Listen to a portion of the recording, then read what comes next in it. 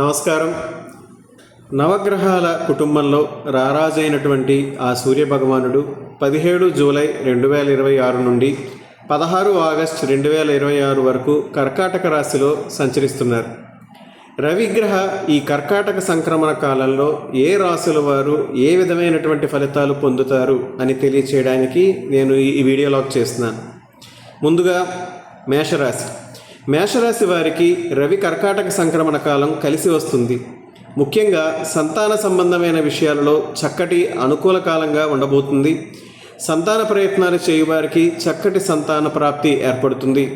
అయితే మేషరాశికి చెందిన వారికి మాతృవర్గీయులకు మాత్రం ఆరోగ్య సమస్యలు ఏర్పడేటటువంటి సూచనలు ఉన్నాయి. వృషభ రాశి వారికి రవి సంక్రమణ కర్కాటక సంక్రమణ కాలం కలిసి వస్తుంది. ఈ కాలంలో ముఖ్యంగా మాతృవర్గీయుల వల్ల కొన్ని సమస్యల నుంచి బయటపడతారు. మాతృవర్గం యొక్క సహకారం లభించడం వల్ల. అలాగే రోహిణీ నక్షత్ర జాతకులు మాత్రం ముఖ్యంగా కెరియర్ పరంగా లేదా ఆర్థికంగా ఒక చక్కటి అవకాశాన్ని చివరి నిమిషంలో చేజార్చుకునే పరిస్థితులు కనిపిస్తున్నాయి. కాబట్టి రోహిణీ నక్షత్రంలో జన్మించిన జాతకులు కొంచెం ఈ యొక్క ఆగస్టు 16 వరకు జాగ్రత్తగా ఉండాలి. మిథున రాశి వారికి రవి కర్కాటక సంక్రమణ కాలం అంతగా యోగించడం లేదు. ముఖ్యంగా వ్యక్తిగత ఆరోగ్య సమస్యల వలన మరియు సోదరీ వర్గంతో విభేదాల వలన ఇబ్బందులను ఎదుర్కొనే సూచనలు అధికంగా ఉన్నాయి. మిథున రాశి వారు 16 ఆగస్టు వరకు నిత్యం రవిగ్రహ స్తోత్రం పఠనం చేయడం, అవకాశం ఉన్నవారు నిత్యం సూర్య నమస్కారాలు ఆచరించడం మంచిది. కర్కాటక రాశి వారికి రవి కర్కాటకంలో ఉన్నంతకాలం బాగా యోగిస్తుంది. ముఖ్యంగా ఆర్థిక సంబంధమైనటువంటి విషయాలలో లాభపడతారు. నూతన ఉద్యోగ ప్రయత్నాలు లేదా ఉద్యోగ జీవితంలో మార్పు కోసం మీరు చేసేటటువంటి ప్రయత్నాలు విజయవంతం అవుతాయి. కానీ ఆగస్టు 16 వరకు మీ వ్యక్తిగత శారీరక శ్రమ మాత్రం అధికమవుతుంది. అంటే ప్రతి పనికి కూడా మీరు అధికంగా శ్రమించిన తదుపరి ఆ యొక్క ఫలితాన్ని మీరు అనుభవించగలుగుతారు. సింహరాశి వారికి రవి కర్కాటక సంక్రమణ కాలం యోగించడం లేదు. ముఖ్యంగా చట్టపరమైనటువంటి లేదా ఏదైనా కోర్టు తగాదాలలో కనుక మీరు తీర్పు కోసం వెయిట్ చేస్తూ ఉంటే కొంచెం ప్రతికూలమైనటువంటి ఫలితాలే మీకు ఎదురయ్యే సూచనలు ఉన్నాయి. అనవసరమైనటువంటి వ్యయం మీ చేతిపై అధికంగా ఏర్పడుతూ ఉంటుంది. సింహరాశి వారు 16 ఆగస్టు వరకు నూతన కార్యక్రమాలను చేపట్టడం లేదా ప్రణాళికలను ఏమైనా అమలు చేయాలనే ఆలోచనలో ఉంటే వాటిని వాయిదా వేయడం మంచిది.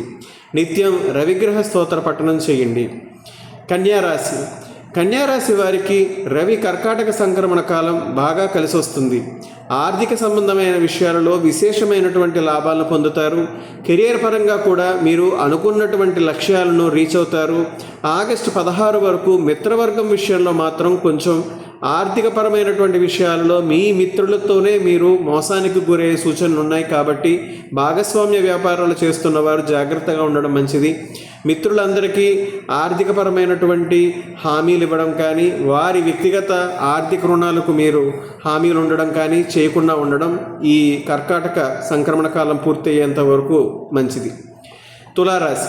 తులారాశి వారికి రవి కర్కాటక సంక్రమణ కాలం కలిసి వస్తుంది.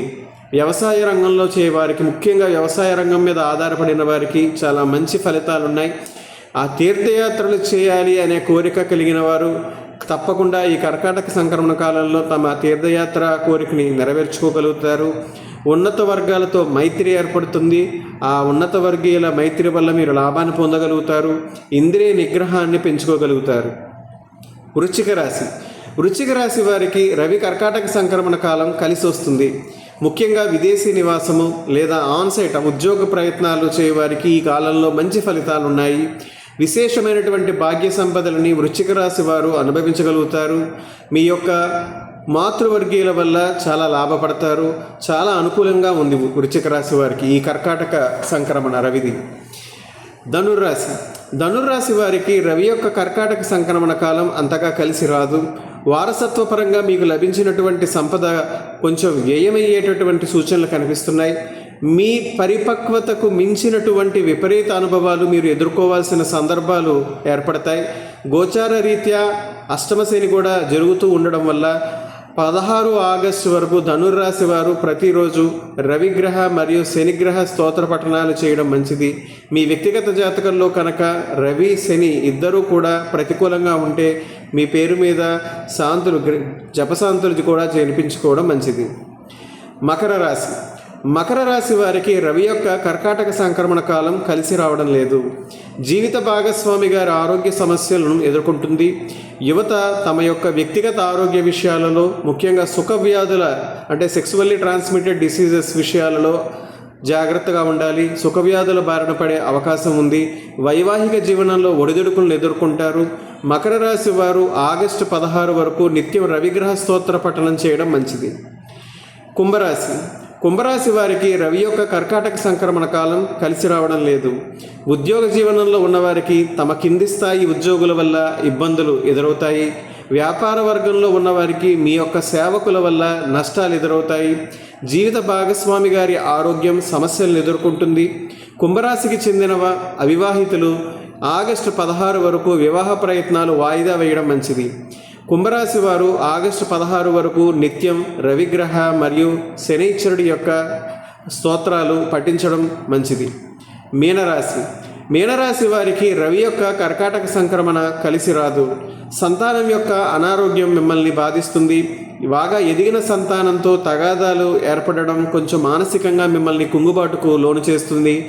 మిత్రవర్గం కూడా మీ వారి యొక్క చంచల మనస్తత్వం కలిగి ఉన్నారన్న విషయం తెలియడం వల్ల మీరు బాధింపబడే సూచనలు కూడా ఉన్నాయి.